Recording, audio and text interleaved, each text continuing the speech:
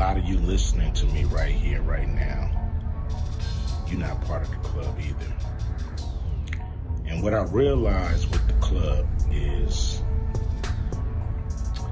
what makes them so mad is when you don't want to be a part of their club. That pisses them off. What club am I talking about? I'm talking about the club of gatekeepers. Diddy. Yeah. There's a lot of crazy things that's going on with this story, Diddy, right? I mean, a lot of people are calling him the Epstein of the music, the Hollywood world, the business, what do you call it, the entertainment world. I'll read this story, and I want to kind of get your thoughts on this here. Celebrities going to be shook. He had politicians in there. He had princes in there. Uh-oh. He also had a couple of preachers in there. Oh, damn. Is he talking about who I think he's talking about? You think? Is he? Hallelujah. Cat Williams commented on that. Cat Williams definitely brought him on a preacher. Yeah. You know what preacher that is. Ice Cube recently revealed some big secrets about how Beyoncé and Jay-Z have been covering up for Diddy for years. According to him, Diddy, a huge name in the music industry, has been involved in some questionable situations, with Beyoncé and Jay-Z helping keep it all under wraps. These revelations touch on intense rivalries, personal conflicts, and power struggles among some of hip-hop's biggest names. What's cracking? It's your homie Ice Cube. Just wanted to address a few things. You know, everybody been checking out the internet. My man Cat Williams. First of all, I just want to say, we shot that movie over 20 years ago, so, people have different perspectives, and it's been a long time. I also want to say, every comedian that I've worked with, every comedian that I've put in a movie, I only put them in the movie because I thought they was funny. I thought they was perfect for the part. I tried to put them in a position to win. That's what it's all about, I look at from, Chris Tucker and Bernie Mac and Mike Epps, Cat Williams, Ricky Smiley, Michael Blackson, Cedric, Kevin Hart. All these guys I know are funny as hell. I didn't discover them. They were doing their stand-up or doing their thing, and I knew that they were great and that they could act, and that if I have an opportunity, I was gonna give them an opportunity. To me, that's what it's all about. As far as specific things, Cat was 100 on a few things. Most of what he was saying, a couple of things, I just want to clarify. When we bring in a new, comedian, we do have them try out for different roles. So Ricky did give Money Mike a shot. But when we saw him and, we kind of saw how he moved and how he was, auditioning, we decided that he would be a better, Santa Claus, which was, to me, the perfect casting. When we saw Mike, damn, I call him Money Mike. When we saw Cat, when I saw him, I just knew that he was perfect for Money Mike. And, Cat, said he wrote his role, which, the role was written, but he enhanced it. This is why Cat was so dope in the movie. Money Mike had a small role, about as big as the Santa Claus role, but when we started filming, he was giving us such magic that we kept expanding his role and giving him more to do because he was on point. You know, when we shoot these movies, you know, for one, the scripts are fire, or they wouldn't even do it. The scripts are laugh out funny. But we shoot the script, and once we get what we need from the script, we let the comedians ad-lib, riff, you know, play with the words, do their thing. You know, we give them a take where they can, or 2, 3 takes where they can go off and do what they feel. You know, sometimes it makes the movie, sometimes it don't. You know, when somebody gives you jewels, you want to try to make sure that makes the movie. So in the movie, there's second thing I want to clear up. It was never, I would never shoot a rape scene in a movie, especially like Friday, where you actually see this happening on camera. That ain't my style. If you check out any of my movies, they not raunchy. You know, we did a movie called Players Club where the subject matter was a little raunchy, but for the most part, even that, we left it to your imagination. So the only reason that kind of stuff was in the movie is because you have 3 villains in Friday After Next. You have Santa Claus stealing presents. You have Damon, just got out of prison, sweating. Craig and Day for the rent money. And then you have Money Mike, you know, a pimp that treats his woman, you know, like a property. So Craig is always fighting the villains in the movie, you know, from the Joker Brothers, the Debo. And so we already had Craig fighting Santa Claus, and the only real way to get rid of the other 2 villains was to have them go against each other. And the plier joke was always in the script. You know, it was never, we would never ever show that. You know, that's not my style if you look at any of my movies.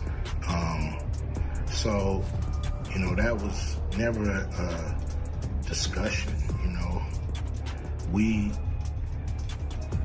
you know, at that point in everybody's career, you know, we would listen to a certain extent, but we wasn't gonna change the movie for any actor, you know. We do what we feel, and if it was a rape scene, it would have been in the movie. There was no reason not to shoot it. But that's not my style. I don't even like that kind of shit in movies, on camera. And so, you know, that was, to me, a little discrepancy there. You know, Cat, he wrote a lot of his part because, you know, like I said, he was giving us jewels, so we were keeping the camera rolling. He was coming off the dome. He was coming prepared every day to steal the show. You know, that was his mission. And, you know, that's what he did, you know, with the movie. And it launched his career, you know. And I'm proud of the movie. I'm proud of all the guys who've, you know, come through, you know, Acute Vision Production and went on to do bigger and better things. And look, you know, a lot of people are talking about pay and how much they was paid on these movies that were extremely low budget. You know, most of these guys work a couple of days, you know. And when you're doing a movie, there's over 100 people working on the movie that need to get paid. Most of them got to get paid every day. And there's pre-production and post-production. Even after you finish with the actors, you got to pay editors and sound people. And my movies are all about quality, so most of the money go up on the screen. I'm not giving you no bullshit. I'm not giving you no low budget, you know, shit you can laugh at because it's so cheap. So, you know, we try to put all the money on the screen. And so any actor that's mad at what they got paid, you know, just look at what you was doing. Look at where your career was at the time. You know, take a look at where it is now. And Friday has something to do with that, I believe. And I put a lot of people in movies, but they ain't never put me in a movie. So you can take that for what it's worth, you know what I'm saying? I've given a lot of these guys opportunities. And I still act, so I'm waiting for a call. I ain't got to produce everything or write everything. I got love for all the comedians that I've worked with. Got, you know, much love for Cat. You know, he spoke up for me a lot. And I just wanted to be clear and clarify some things. And shit, man. I hope y'all have a good 2024. Ice Cube just dropped some major revelations about how Beyoncé and Jay-Z have allegedly been covering for Diddy's hidden scandals for years. According to Ice Cube, Diddy has been involved in some questionable situations, with Beyoncé and Jay-Z working behind the scenes to keep things quiet.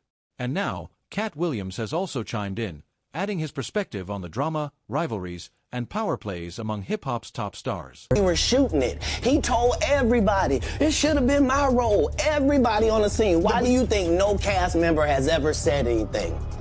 He couldn't have played that role like you. I thought he was... Sir, no one... Why no... He was with KD? He beat up Terry Crews? Why nobody know this story? You talking about in Hollywood, they switched off roles. You take this and he... What? So Ricky Smiley knows this, and I don't know why he would lose a child and come on the air and start lying. That's why people believe in rituals right there. It's because, well, why would he lie? I don't know why liars lie, but I can tell you this. We auditioned in Los Angeles. He was so egregious, not now, then. He was so egregious that, and Hollywood has never heard this in 100 years. He was so egregious, I put in my contract that I won't work with Ricky Smiley again unless he's in a dress. Now, what was Ricky Smiley's next movie? Was it First Sunday? Did he wear a dress in it? You bet he did. It's in my contract. Why would you put that in your contract, Cat? That's where he's a believable actor. It sounds like you're asking for a suggestion for a movie that matches your mood or interest. Could you tell me a bit more about the kind of movie you're in the mood for? Maybe something action-packed, funny, thought-provoking, or heartwarming. Thank y'all for this opportunity, Ricky Smiley Morning Show. Let's just get into this. The whole internet going crazy. Comments that Cat Williams made. Whatever. I can't speak on behalf of the other comedians, but the only thing I can speak for is myself. Cat made some comments on Shannon Sharp's show about when I was on Shannon Sharp, was telling him the story of some of the behind the scenes from Friday After Next. Let's start with that. When I went out there, let's just go back. In 2000, I was the host of BET Comic View, and in the season 2004. I also worked on this show called Live from LA. That was my first job with BET, and that's where I met Ice Cube, if I'm not mistaken. And Ice Cube was like, man, hey man, I like your work. I want to do some stuff with you. I want to put you in some movies. And Ice Cube started putting me in movies, which really helped my career. I was in All About the Benjamins, but of course, when they changed the ending of it, that part didn't make any sense. But then he put me in Friday After Next.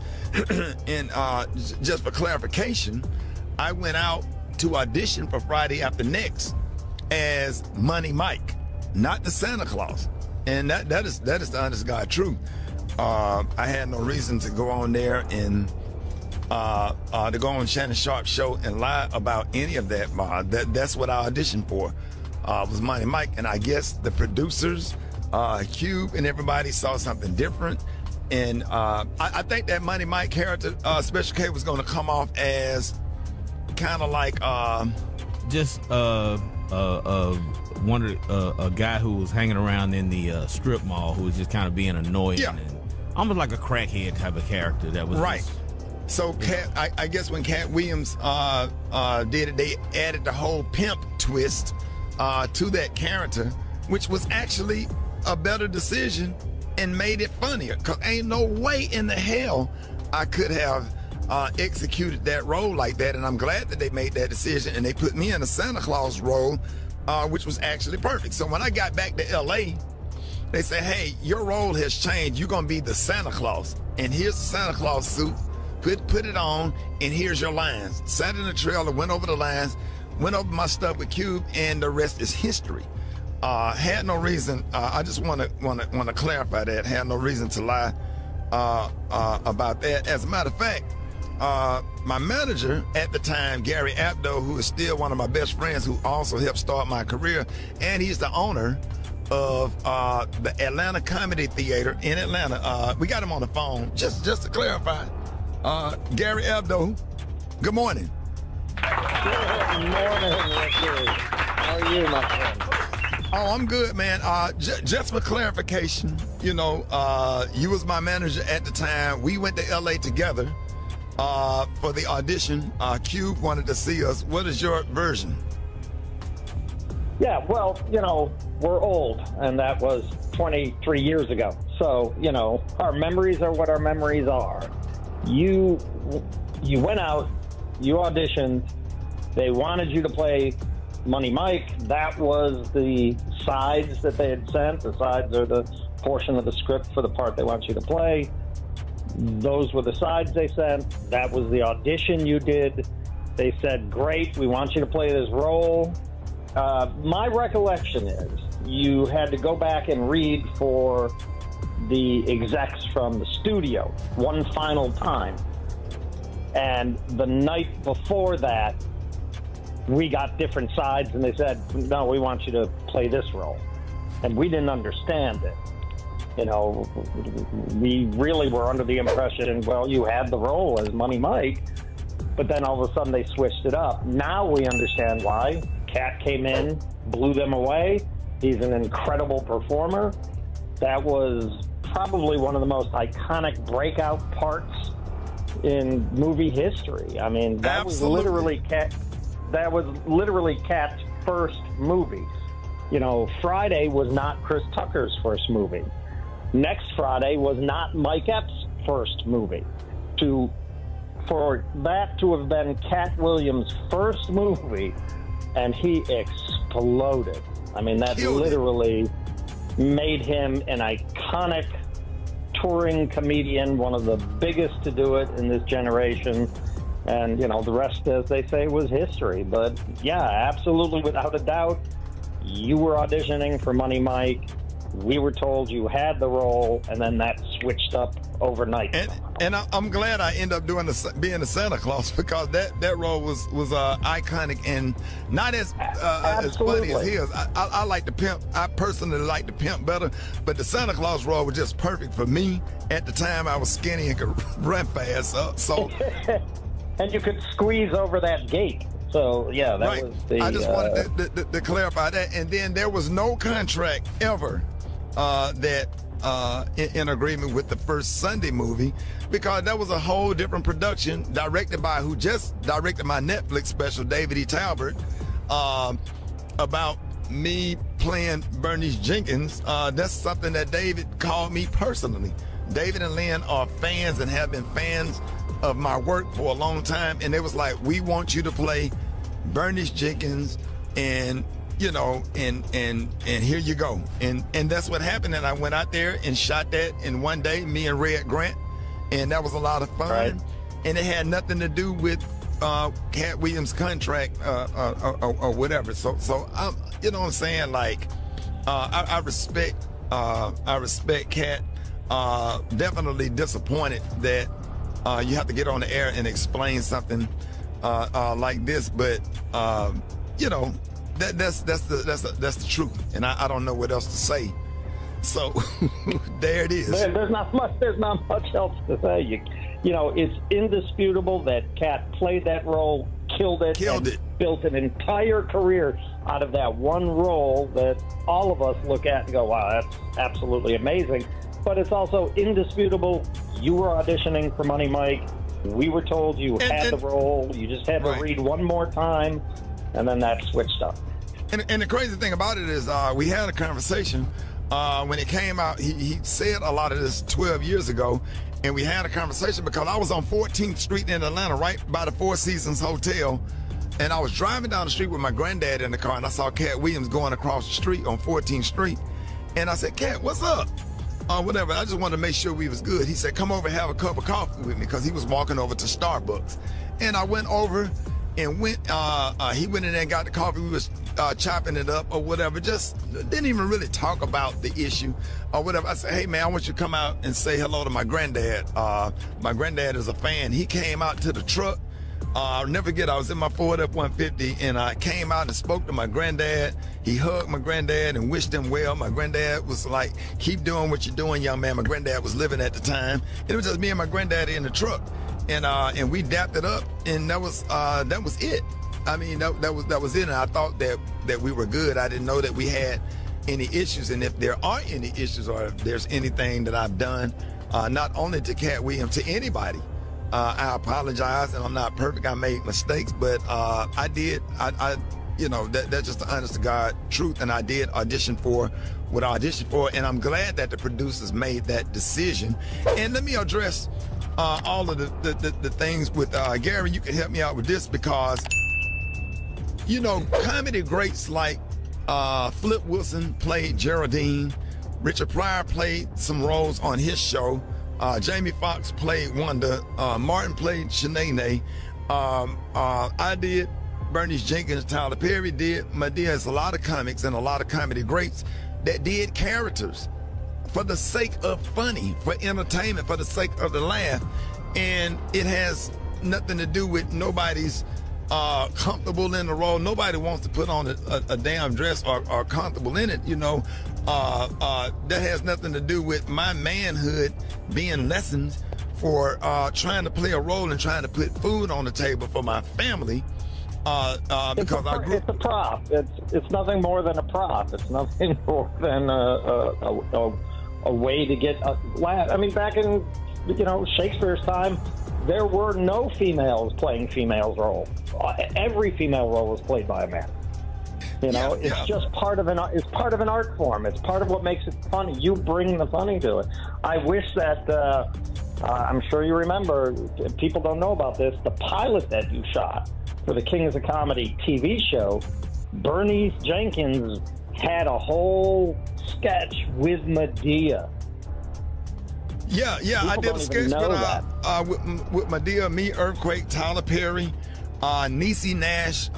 We did a thing called The Pew. It's supposed to be like The View, but it was a church-based version of The View, and it was just comedy great to see Bernice Jenkins, the character, and Madea. And I started off doing Bernice Jenkins doing prank phone calls on the Buck Wild Morning Show in Birmingham, which spinned into, hey, I think you should do a character. This would be a great character for this role. So we were all in our 30s, late 20s, doing what we had to do in order to be successful. Now that we are older, I'm comfortable in my job in radio. I'm comfortable in, the roles that I get and the things that I get to do. And I just finished a phenomenal comedy special. So the statement about Ricky Smiley is not funny, I've been sold out since 97. That part. Every single show I have done since 97, maybe not big arenas, but I pack up those theaters and have to add shows in comedy clubs. And between radio and all of that and raising a family, I'm comfortable with. What makes me sad, I don't like the way that made my kids feel. And that's why I'm not gonna, go after him, because he has kids and family members and nieces and nephews also, and it hurts our family members and people that do love us when we say hurtful things about each other. So we want to wish Cat Williams the best or whatever. It ain't nothing but love over here just because we don't agree. Arnez J and I had beef for about 20 years, and I end up sitting next to him on a plane. And when I saw him, I couldn't do nothing but grab him and hug him. And we text each other all day on Christmas Day. It feels like we trying to make up for lost time. Two talented people that actually love each other. And our Special K, Cat Williams, got some comedy dates coming up. He's going to be in Birmingham. Cat Williams is coming to Huntsville. I want y'all to go out and support him. I want y'all to pack those damn theaters and show nothing but unconditional love to him and to any comic that come into our space, Birmingham, Huntsville. That's like my area or whatever, where I grew up. or whatever. K, you got the dates? Yeah, you got January 12th, Cedar Park, Texas. The 14th, Estero, Florida. The 19th, Huntsville, Alabama. The 26th of January, Tupelo, Mississippi. Y'all go ahead and get on Ticketmaster. Get them tickets. Yeah, make sure y'all go out and see Cat Williams and go out and support him, man. It's all love over here because it's enough money out here for everybody. Okay, so Ricky Smiley took the high road right there, man. I appreciate him. At the end of the day, thank you to everybody that contributed to that classic Friday movie, man. But thanks to everyone who helped create the classic movie Friday. Now, back to Diddy, the king of dolls and the lord of the CX toy stores. Ice Cube has been calling out Jay-Z for allegedly covering up for Diddy, and it really raises some eyebrows. Just after the recent federal raids, a clip surfaced of Diddy with Cassie, making people wonder how it got out. Ice Cube points the finger at Jay-Z, but it's unclear why Diddy turned on his friend. This backs up stories from Gene Deal, who has been sharing some intriguing insights that everyone is paying attention to. Let's see what Patrick and his team have to say about this situation. Diddy.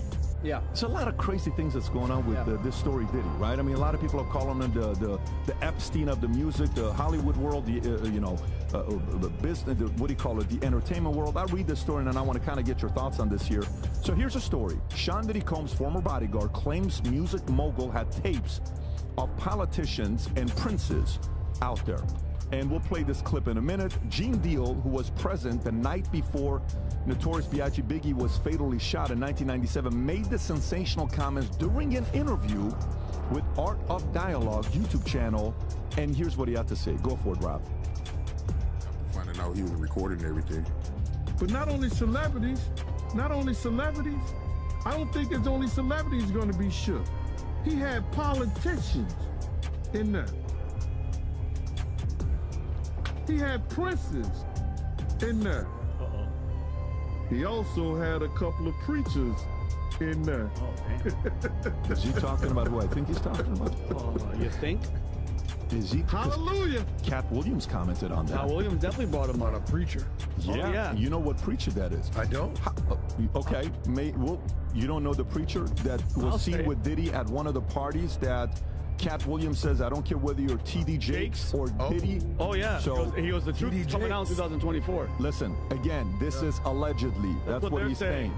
Your thoughts on this story here? So it wasn't just this guy that was saying it. Lil Rod, the former producer, filed the lawsuit, and he said every room in Diddy's mansions were wired with cameras. And he had some of the footage, he had some of the pictures, and he displayed those in the lawsuit that came out. And this was used for blackmail material. They bring in these people. A lot of these people were also aspiring young artists in the music industry. And then these parties were sponsored by Motown Records CEO, Universal Records CEO. This goes all the way to the top. And so you get these people in compromising situations. The drinks were laced. The videotapes were hot. And then at the end of the day, you wake up the next morning, what did I do?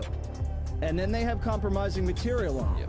And then they can guide your career. They could kill your career, but they got you. And it wasn't just people in the music business. As you said, there were athletes, there were celebrities, there were politicians, people from the royal family. So told by the former bodyguard that Diddy was an FBI informant. So he was a snitch and was feeding information to the feds. And we don't know what that means. We haven't been able to confirm it, but even Little Rod said it's not just like Epstein. It could be worse than Jeffrey Epstein. Now, let me ask you this: when you're seeing something like that, do you think, you know how somebody is making money for you, you can't lose them because they're still making money for you, right? So, for example, like an athlete, LeBron James, he's still getting a lot of endorsements, he's still making a lot of money. You got to make sure you protect that asset because that guy's making you a lot of money. I think the number one person right now that you have to protect in music is Taylor Swift. You have to protect her. It's a big insurance policy. She's young. She's going to be around for a long time to come. The concerts, the money making, the $5 billion, the tours, all that stuff. Nothing can go wrong with her because if God forbid something happens, you're making money off of it. You don't take Taylor to a Diddy party. Oh, yeah. You don't go anywhere near a freak-off party. That's right. So here's where I'm going with this. Do you think Diddy's at a phase that, how do you make money off Diddy today? Because what's Diddy doing today? He's not performing. So is it more that you protect Diddy because the people that he knows that he can destroy their lives, that you kind of like have to keep him quiet? Or do you have to find a way to eliminate him, kind of like they try to eliminate this guy named Jeffrey? I don't know if he was being eliminated by the FBI or even by the Universal Records executives. What happened was Cassie filed this lawsuit. He settled in about 48 hours. Very fast. So then everybody goes, oh, what? Did he settling? Yeah, yeah. So everybody starts filing. And so Lil Rod files some real graphic, nasty stuff. We're talking minors, sex trafficking, ecstasy and the alcohol, and then all hell blows loose. And that's when the feds come in and raid, and they go right to the camera system and pull all the servers out. And they, I believe, arrested the drug mule. And so they're closing in. They're going to build a case. And look, is this something that's coming down at the highest level? I have no idea. But I know Diddy's life is about to blow up. And there's really no way to get out of this. And I want to say this, and Vinny, I want to go to you because Ashton Kutcher is seen as he prepares to be subpoenaed on Diddy's case. That's one. Next one, Sean Diddy Combs' ex-Cassie, that he paid off, I think $30 million, whatever the number is, cooperating with federal investigations amid the sex trafficking probe. That's bad. That's very bad, that's right? Bad. So next one, Sean Diddy Combs still continues carefree in Miami. This is a story from yesterday. Lifestyle by smoking and drinking after federal raids. Sean Diddy Combs' youngest son, Christian King, 25, is now sued. So it's like, it isn't one thing, it's another thing constantly popping up. Vinny, but just from my point of view, though, he's in Miami, he's riding bikes, he's taking photos. He seems as if he doesn't have a care in the world. To me, somebody from the outside looking in, it seems like they were like, hey, listen, especially with the Cassie thing, that thing blew the top off of everything. We have to go in there. You don't be there. We're going to make the play. We're going to grab all the footage and everything. I think people are going to fall. Nothing is going to happen to him. He's going to be protected. But they've been using Diddy for how long, Jesse? From the politicians, from Maxine Waters. So back in 2004, he launched Vote or Die. Yep. So he was for Kerry. Then he was for Obama. Yep. Then it was for Hillary. And then he's for Biden. So he has been the community organizer for the Democratic Party in the streets for about 20 years. He's a valuable asset. Big time. Big time. And they gave, like, he started Revolt through Maxine Waters. Gave him a cut in order for that merger to go through. She said, my guy has to get a piece of the pie. So if you think about it, he's obviously in with these higher up politicians. You're in there recording all these people and having all this dirt, like they say with Epstein was working for Mossad, or God knows who he was working for. Who knows who Diddy was? Like, he's not recording all these people, all these princes, just to have like footage for when he's older to show to his kids. This is a coordinated thing, and I think the Cassie thing blew the top off. And now they're like, we have to go in and make sure nothing is incriminating for us, or else he does. Right, because when they went in and raided Epstein's mansions, we never saw any of that footage. Not 1 minute. Only Ghislaine Maxwell went down. Bingo. They never got anybody else, and he had tapes in Little St. James. He had tapes in the Upper East Side. He had tapes in New Mexico, in Palm Beach. We never heard anything else about that. Exactly. Jesse, you said something a little bit earlier that I was like, whoa, because he's been called the Black Epstein. Yeah. You said earlier that this could even be worse than Epstein. How do you feel about that? Like, that's a pretty shocking statement. That's what Lil Rod alleges in the lawsuit. Well, you've covered this. How do you stand on it?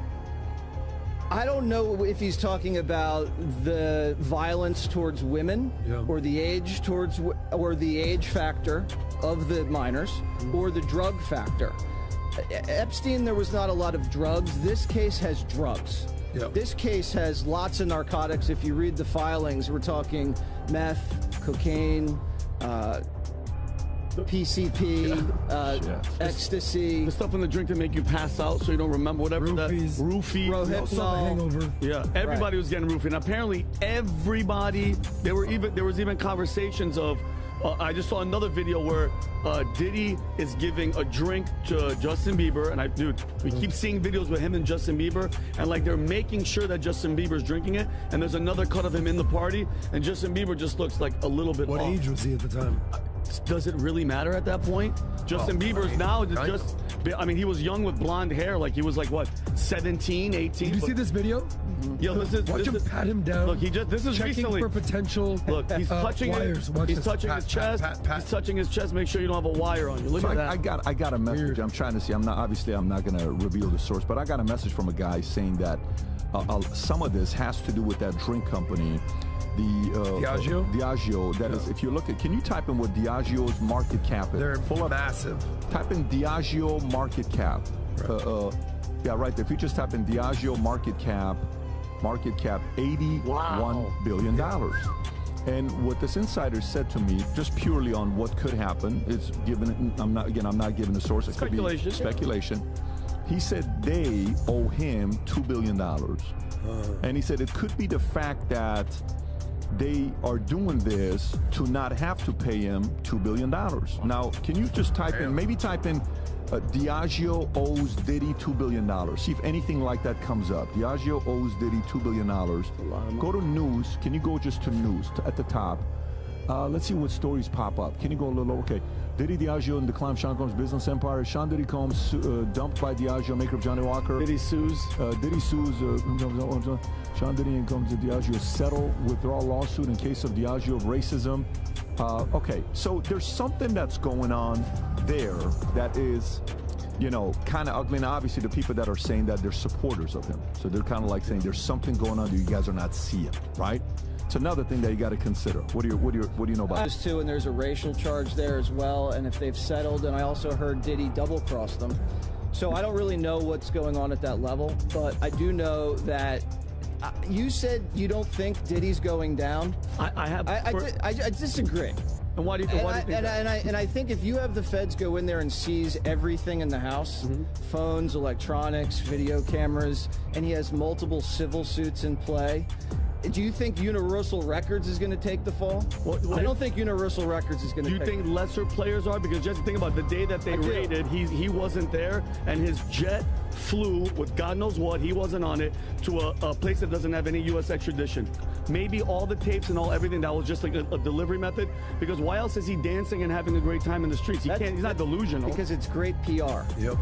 Well, let me ask you this. Here's a question for all of you guys. Here's a question for. But Rob, can you run a poll on this? Who was more powerful and feared, Harvey Weinstein or Diddy? Put the poll. I'm curious to know what the audience will say. Again, hear me out. It's a very important question. Okay, think about this one before we answer. Process it. Harvey Weinstein. Yep. One of the top 4 Godfathers, Hollywood controlled, huge, all of that stuff, the amount of power he had, and he was not a visible guy. He's a behind the closed door guy. Clintons, presidents, all that stuff. Or Diddy, music, hip hop, links up Biggie's death, Tupac's death, what he's done with all these girls, J-Lo, all these names that are tied to him. Who is a bigger man to fall? To fall, you said to fear. No, fear and fall, meaning like which one can that industry not afford to fall that they have to protect? I think Diddy because of all because Weinstein was Diddy over Weinstein. Because I think Weinstein was movies and that, but Diddy now we're seeing was politics, presidents, musicians, elites. I think Diddy. I think it's close. I think it's Weinstein, man. This guy. Yeah, Hollywood, bro. What do you think? The fear is. I think there's a big difference between Hollywood. But did he have anybody murdered? Did he have anybody killed?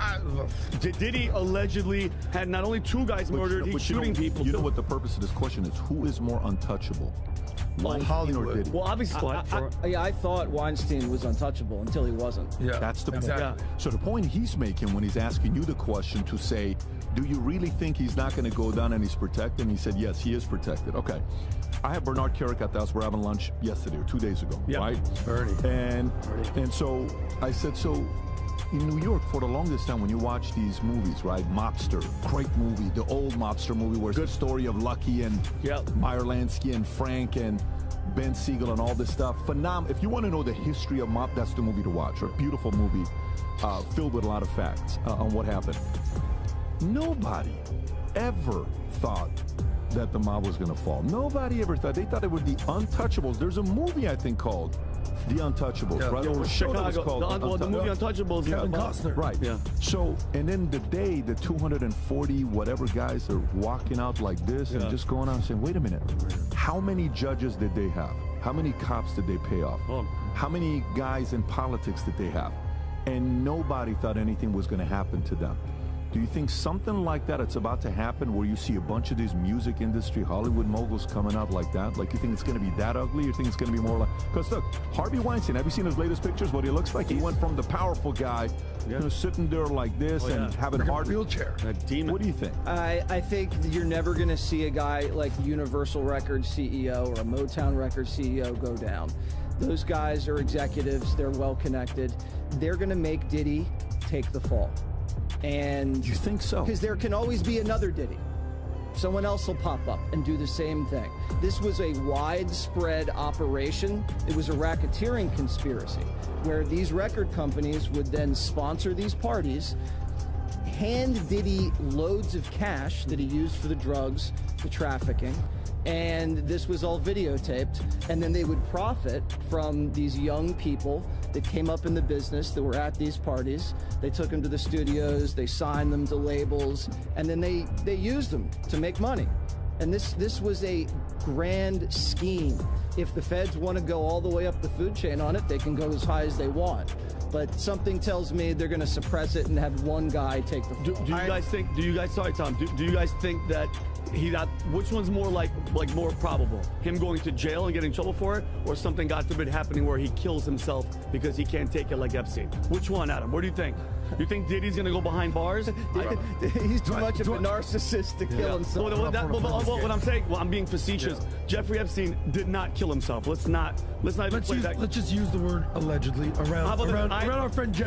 You know what? No, this is Vincent O'Shannon's belief. I'm not stupid. What I'm saying is, what do you jail or? So I line up with Jesse. I went to school at Pepperdine with a guy who became an auditor, and he was an auditor at that time with a company called Touche Ross.